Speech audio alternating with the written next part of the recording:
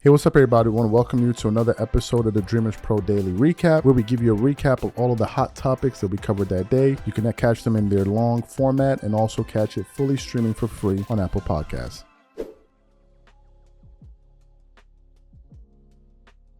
After we finished shooting, a lot of stories came out. A lot of interesting things came out. And I said, man, I got to get to all of these topics, or at least get to as many as I can today. And we have a bunch of interesting shows that we want to get to today. But one of them was centered on the weekly visit that Chris Mad Dog Russo usually does on ESPN First Take. He's there every Wednesday. And on this particular day, they were reacting to the NBA Cup. And in specific, they were reacting to the Philadelphia 76ers and Joel Embiid. As you guys know, Joel Embiid has been a bit of a controversial figure. He had the issue with the reporter that most people have reported on. There were the controversial comments where he came out and said he doesn't think he's ever going to play back-to-backs in his career. Then he played in that NBA Cup game. He didn't look too good. And then, of course, you had the comments that Shaquille O'Neal made about Joel Embiid, to his mentality, saying that if he doesn't change his attitude and his approach to the game, he will never win a championship. You had that. And then, of course, you had the comments that he made post-game where he said, oh, I just be trolling and all of that, right? So what happened? They were discussing this on ESPN First Take yesterday with Stephen A. Smith, Chris Mad Dog Russo, and Molly Karam. And they were talking about, the situation there in Philly and what's going on with Joel Embiid. And when Stephen A. Smith took the floor, he basically went on this apology tour for Joel Embiid, saying that, people need to take it easy on Joel Embiid. All the people calling out Joel Embiid, people forget that it's not like as if Joel Embiid doesn't want to play, or it's not like as if when he's playing, he's a fantastic player. It's just that he's injured. He just said he's injured, and people need to take it easy on him, right? Because he's just injured. So what's the big thing about it? It's not like as if he's just willingly sitting out. He can't play. He's hurt. And when he plays, he's a great player. And as Chris Mad Dog Russo was listening to him, you could see he was getting a little bit annoyed with what Stephen A. Smith was saying, because he knew what he was saying was just total BS. And what he did was he totally called him out on live TV for basically making all kind of ridiculous excuses for Joel Embiid. And in the process of him saying that, a lot of people started commenting on the video like, wait a minute. Stephen A. Smith has given Joel Embiid a pass, but Kawhi Leonard has the exact same issues, and all he does is rip him. So what's going on here? So what we want to do now is we want to play what Chris Mad Dog Russo had to say to Stephen A. Smith in response to his comments, and then we're going to come back and continue on the show. Take a listen to that there. Well, listen, he should have never said that he wasn't going to play back-to-back. That was an irresponsible thing for him to say. You just don't articulate that because you don't know how you're going to feel, and you got to play it by ear and then make the decision there. That's number one. Number two, he did play the back end of about 5 back-to-backs last year, and in those games he averaged 34 and 11. He spoke last night and said he's feeling good, but it's up to the team, and obviously in this day and age, a lot of players, Doggy, come to me and they complain that players are taking too many hits for the decisions that organizations are making. Because of the investment that they make, they've got their strength and conditioning coaching staff and the doctors. They're the ones who determine whether you play or not. And 99% out of 100, if they say that you ain't playing, you ain't playing. That's usually the way that it goes. Having said all of that, the only thing that I would say is this. He looked awful last night, very, very rusty. He looked somebody as if he was afraid he was going to get hurt.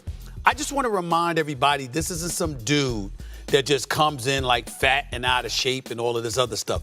Doggy, he started in the NBA in 2015, never played a game until 2016. He missed the first 2 years of his career.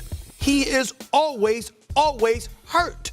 And so when you look at that, I don't think we should ever accuse him of just laying down, not working out. It's not like he hurt his shoulder or his wrist or his arm or his hand and he can't get in shape. Usually he's got a knee injury. He's got a foot injury or the combination of both.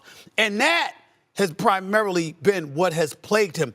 And I just think it's important to bring that into consideration and for folks to stop talking about him like he's just some dude that doesn't want to play. Boy, you are giving him a complete pass. Number one, if he wanted to play tonight, he'd get out there and play tonight. That's the first thing. I don't buy this team nonsense while they tell him not to play. He's a big star. If he wanted to play the basketball game tonight, he'd play the freaking game. I don't care what some trainer said. That's the first thing. Second thing, you're putting him on this level, Steve, he doesn't deserve to be at. He has never played in a conference final. Never played in a conference final. You're a big man in the NBA. You are evaluated by how far you play in the postseason. This is a guy who has never played in a conference final. That's number two. Number three, how come he was as fresh as a daisy in the Olympics? I don't understand. So let me get this straight. He was as fresh as a daisy, played minutes up and down the court in the Olympics after he was limping around last year at the end of the postseason against the Knicks. And now a month or two later, he can't play again? I don't understand that. Number four, there's much too much noise with the Sixers. They have the most overrated general manager in the history of professional sport who has done nothing in his career in Morey, and they make him out to be Red Auerbach. That's the first thing. Second thing, the aforementioned the fact that Embiid has never played in a conference final. I'm tired of all this Sixer noise. How about the Sixers go out there and win some ball games? How about they play the schedule? Cleveland's been playing all the games. Brunson and Towns have played all the games. LeBron hasn't taken a day off, and he's 40 years old. How about Embiid, and how about Paul George? How about they all go out there, play basketball games? Their record stinks. What are they, 2-8? Go out there and play some basketball games and put together a 25-game stretch where they all play and they go 18-7. How about they do that before we sit there and make such a big deal about the Philadelphia 76ers, who every time I look up in a big game, whether it be against Boston in the playoffs a few years ago when they got routed, whether it be against Toronto when they couldn't beat them, whether it be against the Knicks, how about we go out there and start evaluating Philadelphia like all great players and teams should be evaluated, how they play in postseason. And so Jokic has won championships. All right, Jokic won a title. So comparing him to Jokic is an insult. He's won a championship. So let Embiid, let him go play in a conference final before I start putting him on the level that you love to put him at, one of the all-time great centers. No, he's not. The body of work does not indicate that, Stephen. So you guys overrate him all the time. I'm tired of it. Time out. So you heard what Stephen A. Smith had to say. First of all, I want to applaud Chris Mad Dog Russo. And a lot of people who saw that segment were agreeing with him. They were like, Stephen A. Smith is just looking like a hypocrite. Like, why are you making all of these excuses for Joel Embiid? But I want to get to the Kawhi Leonard aspect of this because we did bring up Kawhi Leonard in this show. Every single excuse that Stephen A. Smith has given Joel Embiid, he could give the exact same excuses for Kawhi Leonard. The only difference is he doesn't like Kawhi. I don't know what it is about him he doesn't like. Maybe he's met him. Maybe Kawhi Leonard didn't dap him up. I don't know what it is. Didn't dap him up. I don't know what it is. But he has made it his business to totally... So if Kawhi Leonard is the worst superstar in NBA history, then what is Joel Embiid? What is Joel Embiid? And I've never heard Kawhi Leonard say, oh, when I didn't play, I was just trolling. Joel Embiid just said that. He said I was trolling. I've never heard Kawhi Leonard say that. And Chris Mad Dog Russo brought up a good point. He's like, you're making all of this excuses for this guy, like as if he's this guy that's this major champion and he's like he's never even been to a conference finals in his life. Ever.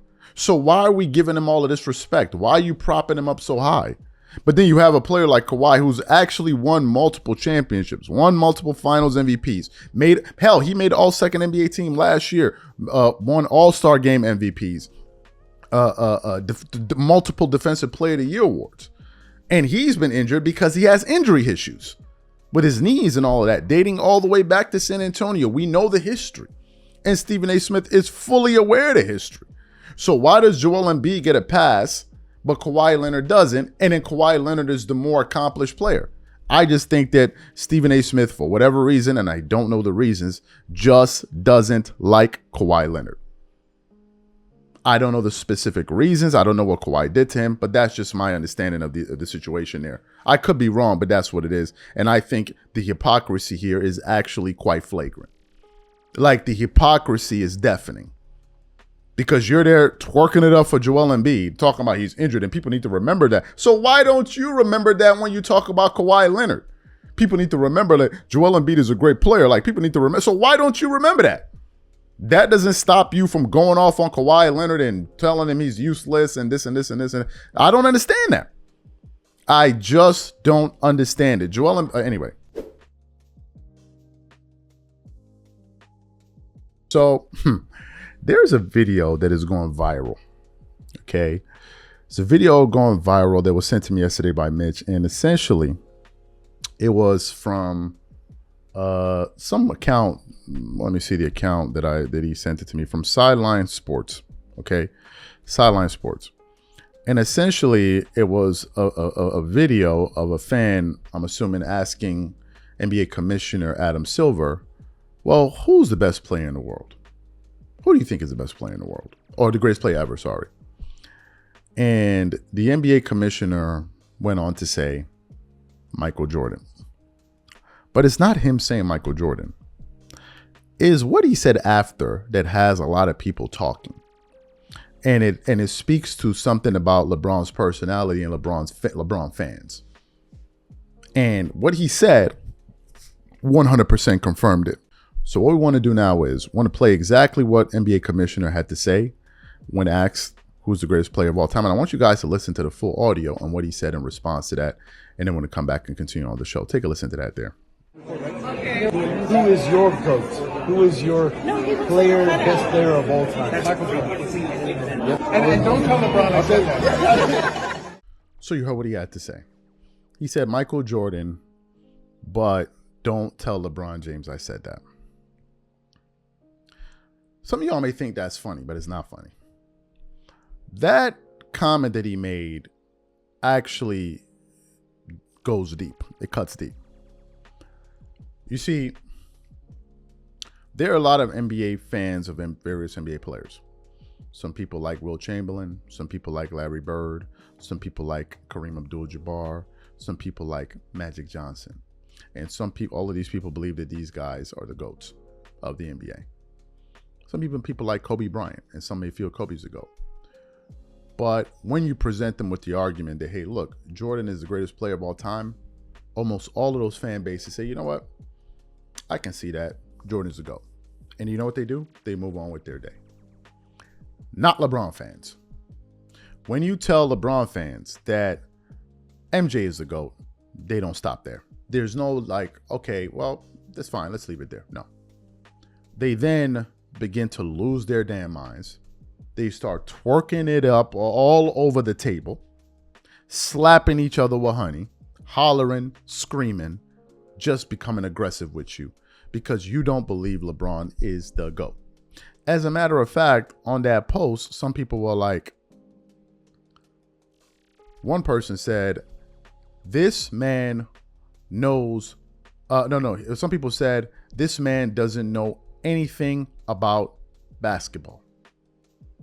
Because he said Michael Jordan is the greatest player of all time, they're saying that he doesn't know anything about basketball because he said that. Some of them take it as far as threatening you. Some of them go on personal smear campaigns against you. Some of them are such deep LeBron James nut huggers that they'll even start taking personal shots at you, like at you the person. You don't say nothing about them personally. They start taking shots at you because you don't believe that their king is the greatest player of all time. But there's more to it than that. It's not just his fans, it's also him. There are rumors that Michelle Beadle lost her job, and she's in a little bit of hot water for what she said recently. But Michelle Beadle lost her job because she was critical of LeBron James. There's also this thing that goes on, if you don't kiss LeBron's behind, you're not going to go far in sports media in the NBA sector. You've even heard LeBron James, after winning a championship, go out there and say, I want my damn respect. I want my damn respect. You've even heard conversations of Stephen A. Smith going up, telling Rich Paul to get out of his face because he said LeBron is the second greatest player of all time. You've even heard them having fallouts between Kendrick Perkins and LeBron because he was critical of him. And they have to call him up. Nah, why are you saying this? Why are you saying that? You even saw how the machine turned on Shannon Sharp. When Shannon Sharp was at ESPN First Take, the day they went to Stephen A. Smith's alma mater. And he called out LeBron for saying that Miami Heat basically didn't do anything for him. He would have been the LeBron James that we all know. People started turning on him. Why would you say that? Gilbert Arenas like, why would you say that? I'm like, wait, what? So if you don't bow down to the altar of LeBron James, they gonna come for you. And when you have an NBA commissioner saying, please don't let LeBron James hear that, why do you think he's saying that? Why do you think he is saying, please don't let LeBron hear that I said that? Why do you think he's saying that? For the reasons we all know. These guys are sensitive, including LeBron. Including him. And if you don't say that LeBron is a GOAT, they're going to come for you. Oh, you a hater. Oh, you don't, why you won't like, oh, the other, oh, why you don't like to see a black man succeed? That's what they be doing. Oh, you don't like to see a black man succeed. When it was there throwing Darvin Ham and Russell Westbrook and all of LeBron's other teammates and Kyrie Irving and all of them other dudes under the bench, under the bus, what happened to loving a black man? What happened to go black man go? It didn't matter then, huh? It didn't matter then, huh? What about showing a black man love? You ain't even show up to one of your best teammates' Hall of Fame speech, son. Like, yo, that's mad grimy. That's mad greasy. That's so greasy. That's so greasy. It's so cringe. You're going to have on ESPN, you have your wife talking about it and he used to go. Like, yo, that's mad cringe. It's mad cringe. So this is the only fan base that reacts that way. And that's why Adam Silver said, please, please, please, please, please, don't, please make sure LeBron don't hear that. Because he already know that him and his camp going to start losing their damn mind. And that's what they did in the comment section. Just twerking it up, pouring honey all up and down the screen. Because they just couldn't stand it. We've been producing some Bronny James videos, and I've been asking towards the end of these shows that we produce, I'm like, I don't understand why Bronny's in the NBA. Like, actually, I don't understand why he is even there. I don't get it. I don't see the need. I don't understand his purpose there. Because him being in the NBA and the decisions around him make no sense. And prior to him coming to the NBA, all the things that we heard are totally diametrically opposed to all of the things that we're seeing.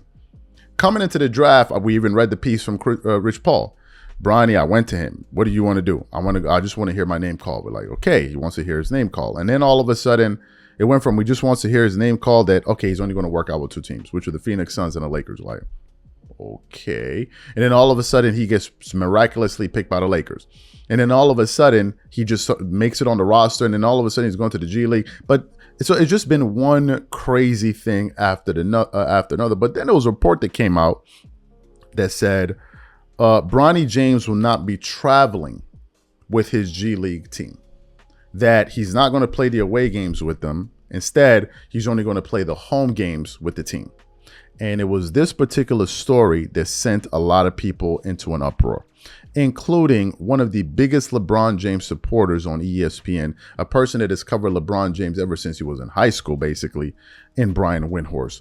Brian Windhorst seemed like he finally reached his turning point with LeBron, where he just turned on him for his ridiculous decisions. So what we want to do is want to play exactly what Brian Windhorst had to say in response to this ridiculous report about Bronny James, and I'm going to come back and continue on the show. Take a listen to Brian here. Before we move on from the Lakers, I just want to say something about Bronny James. I have been absolutely 100% on board with the entire Bronny James experience. I think I would have preferred he stay in college, but that was never going to happen. I totally have endorsed the Lakers getting him at the 55th pick. I think that's exactly where he should have gone. Totally fine with him, playing and being active for a little bit and playing with LeBron. I think anything that engages LeBron and gets more out of LeBron at this stage is a win for the Lakers, especially if it's costing you the 55th pick. And there have been some people that have grumbled about the contract that Bronny got, 3 years guaranteed. I mean, okay, I guess like maybe that was a little bit more than maybe he merited, but like, I don't even really care. I've seen teams, I saw DeAndre Jordan get a $40 million contract to try to get more from Kevin Durant and Kyrie Irving. Like on that scale, this is nothing. But I'm going to apply the brakes on my everything's fine on the Bronny front with this thing that's now happening, which is that from my understanding, he's only going to play in the South Bay Lakers home games.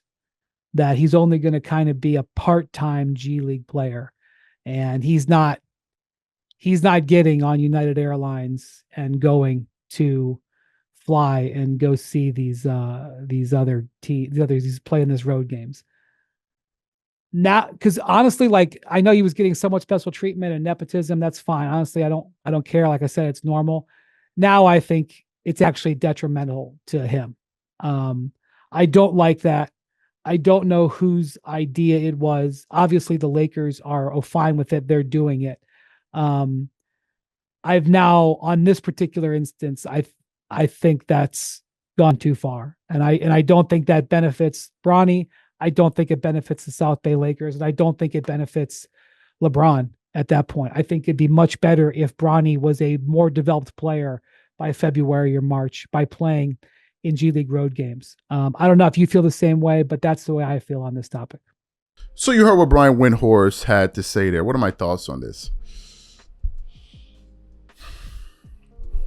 I don't even know what to say. I don't even know what to say. And the people that really, I think, need to be addressed are not the people that disagree with this. Because the people that disagree with this, we all understand why we disagree with it. Really, the people we need to understand are the people that were or are in support of Bronny even being in the NBA. The people that are pulling out the black card, the black dad card. Oh, if you don't support what LeBron and Bronny James are doing, you don't like your son. You don't like black fathers. You don't like black love. These are the people that we need to understand what's going through their mind. And some of them are parents. Some of them are parents. We need to understand why they support this type of behavior. From what I can see, from what I can glean from this situation, I think the only reason that these people will support the situation surrounding Bronny is just out of their sheer fandom for LeBron James. That is what I think it all boils down to.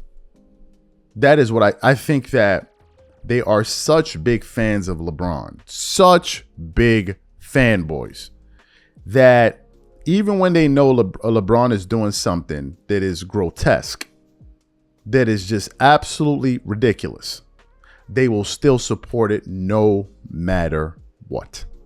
Because I don't see how any parent would advocate for this. I don't see it. Now, I get it. Yes, you don't want your kids to go through difficult. We all get that. But at the same time, you need to allow them to develop like some thick skin and actually go through the world. Like, you need to let them do that. Like, you need to. I'll give you guys an example, something that me and my wife used to talk about before we had a kid. And I was like, I grew up in New York. I went to, PS 37 in the Bronx. I think they changed the name now. And I went to Art and Design in Manhattan, which is a public school. It was an art school. It was a public school. And then I also went to a private school in the Bronx as well. And I told her, I was like, at a certain stage in my child's development, I would want them to go to like maybe a public high school or something like that. She's like, oh no, why would you say that? I'm like, nah. The reason is I want them to have a kind of well-rounded worldview on the world. I don't want them to just be siphoned off from reality and think that, oh, in private school, this is the world. No, it's not the world. And also I want them to be able to develop some street smarts and understand that there are different type of people in the world. So going to a public high school, I'm not saying going to the most dangerous public high school where they cutting people every day. No, but going to a public high school, you get to meet kids from all different type of backgrounds. There's some rich kids that go to public school. There's some kids that they don't come from any money. They go there as well. And you start to interact with these people and you understand that there are different type of people in the world. So you have a more robust understanding of the world and how people react. So you don't get taken advantage of. It's not just being book smart. You also have to have some level of street awareness to you. Otherwise, people will take advantage of you. It's just the truth.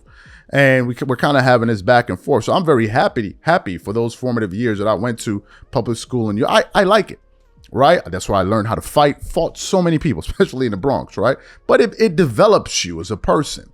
It develops you.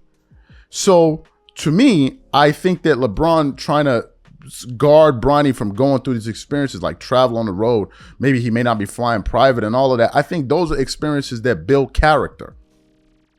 And the fact of the matter is, one of the reasons LeBron is as great as he is, and he may not be aware of this, is because of his upbringing.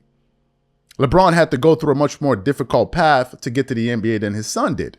So it developed a totally different player. Same thing with Dwayne Wade and so many others. Now, some people do come from pretty good backgrounds. You look at Kobe, his father was a former NBA player, but some people have this internal drive within them where they just excel anyway. Kobe's a rare case, right? But you had him. Klay Thompson is another one. His dad was an NBA player. But you have people like Michael Jordan who didn't come from money, right? So him trying to guard Bronny from all of this is just something that's turning a lot of people off. And they're like, what's all of this for? And it just sends the message that you think Bronny is better than all these other people and he's too big to go through the process. And it's something that turns people off. But of course, LeBron fans are going to love it. And they're going to love anything that LeBron going to do. They're going to be up there twerking it up all day long, slapping each other with honey.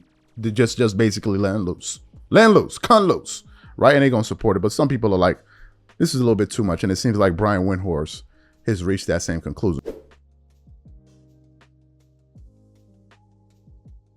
As you guys know, Rob Parker is one of the most outspoken people in sports media. Sometimes it gets him in some trouble with some people, but nevertheless, he's one of these people that's going to tell you what he thinks, and is no different here with this situation. So we received the news that the Lakers have basically come to the conclusion that Bronny James will not be traveling with his G League team. He's only going to play home games. And this particular news has sent NBA fans and reporters into an uproar.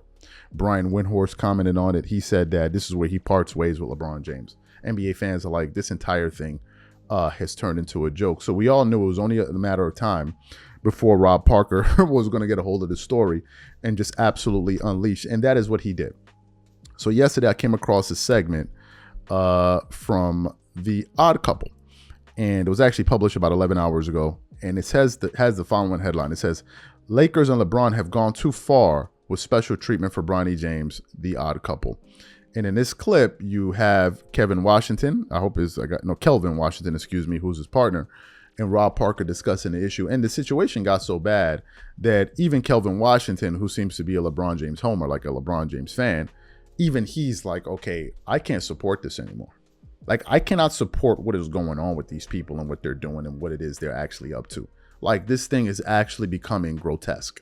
It's actually beginning to turn me off. And when you have a LeBron fan, a stout LeBron fan coming out here and saying that, okay, I don't understand what's going on here anymore. Like, this is actually becoming ridiculous. You know you have some trouble. So what we want to do is we want to quickly play some of the things that Rob Parker had to say in response to this story, and then we're going to come back and continue on the show. Take a listen to Rob here. You see this. I'm the only thing I'm going to say, I'm surprised they just haven't gone full Nelson and said he's with the team all year, because that's what I thought.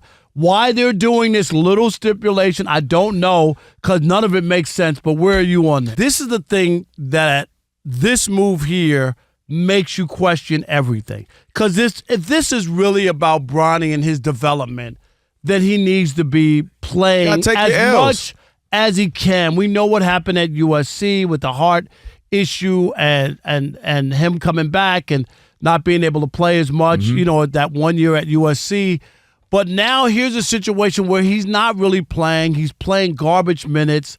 There's one thing about practice, but it's about playing. How do you get better? You got to play, right? You got to play in real situations, real circumstances. And now this is them bending over double, triple backwards to just do what LeBron wants. And Bronny has no power, right? No pressure, no power.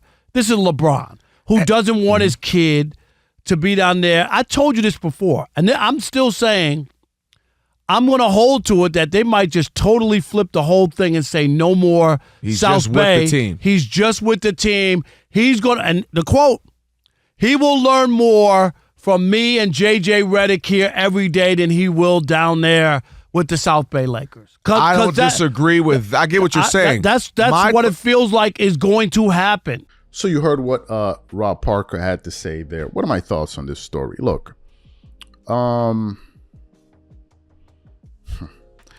think that what LeBron is doing, I don't think is helping the NBA.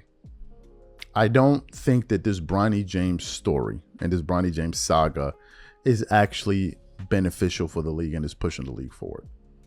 I think that it's a gimmick. And outside of Laker fans and LeBron fans, I don't think NBA fans really support this. I really don't. As a matter of fact, as a longtime NBA fan, I don't know what the NBA has actually come to. Like, what is this league about these days? The NBA is making so many bad decisions, it's hard to even put. And look, I have the right to comment on it because I'm a customer. I'm a paying customer. I buy their league pass and all that. And I have a right to critique the product that I'm patronizing. I think it's fair. I think if you walk into a restaurant and you're served a meal that's not satisfactory, you have the right to say, hey, look, I don't like what you gave me. I don't like what you're giving me here. So I think people and fans have the right to voice their opinions. And I think that it is becoming upon the NBA to listen to what its customers are saying and get out of the bubble. I don't know what metrics they use to view to measure sentiment and really gain an understanding of what their viewers really enjoy. But I think they really need to delve a little bit deeper and explore some different metrics beyond the metrics they use to measure sentiment. Because there are a lot of NBA fans that are not happy with this. There are a lot of NBA fans that think this is ruining the product. And it's not just the Bronny James story. The Bronny James story is just another thing. You look at the style of play. It's something that people have complained bitterly about. Even former NBA players, they don't enjoy. You look at how players compete in these all-star games. It's ridiculous. You look at the rampant injuries and the lack of regards towards NBA fans. We just covered some comments that Kevin Durant made the other day telling NBA fans, look, I don't mess with y'all. And then you look at this Bronny story. My question is, how is this moving the sport forward? Yes, you want to attract new viewers, but what is your product becoming in the process of it? We did a post the other day where we're like, the NBA went from names like Wilt, Dr. J, Larry Bird, Magic Johnson, Michael Jordan, Kobe Bryant, Allen Iverson, LeBron James, Dwayne Wade, Derrick Rose, to now it's become Bronny James. If you notice something about all the other names that I mentioned, those are actually accomplished players, very good, excellent basketball players. Excellent basketball players. Bronny has no business in the NBA. I don't see what he brings to the NBA apart from just clicks and attention. He's not a good player at all. So why is he getting all this attention? Why is the NBA putting so much of a spotlight on Bronny? Why? I don't see what the thing is for. All it seems to be just something to stroke LeBron's ego. And why LeBron thinks that this would be good for, I don't think LeBron cares if it's good for the NBA. I don't think he views it from that standpoint. I think LeBron views it from the vantage point that, look, I'm LeBron James, right? I'm the biggest draw this league has. So whatever I do is going to work, right? Whatever I do, they're always going to rally around me and support what I do because I'm LeBron James. And I just think that is getting to the point where a lot of people are starting to get turned off by this product. A lot of people, right? A lot of people. Forget about what LeBron fans and Laker fans and Bronny James fans feel. We're talking about other NBA fans. The Lakers are just one team. LeBron is just one player. Think about all the other teams, all the other players, and all the other fan bases out there. I don't see, if outside of your Lake, I don't understand why you love this. And of course, you have some fans out there that try to guilt trip you into, oh, well, if you're a black man and you don't support black love and blah, blah, all type of nonsense. First, if they can't get you to agree with them, they try to guilt trip you into it. Oh, you don't love your kids. You don't love your father. Black man, black man, black man, black man. All kind of nonsense. Just a total joke. A total joke. And that's what I think this is. It's becoming bad. It's actually becoming bad. It is. It's becoming really, really bad. And I don't get it. And, you know, I'm beginning to believe that I think Bronny's also all for this. I think Bronny is all, at first I thought Bronny was just, oh, no, you know. I think Bronny's also down with all of this.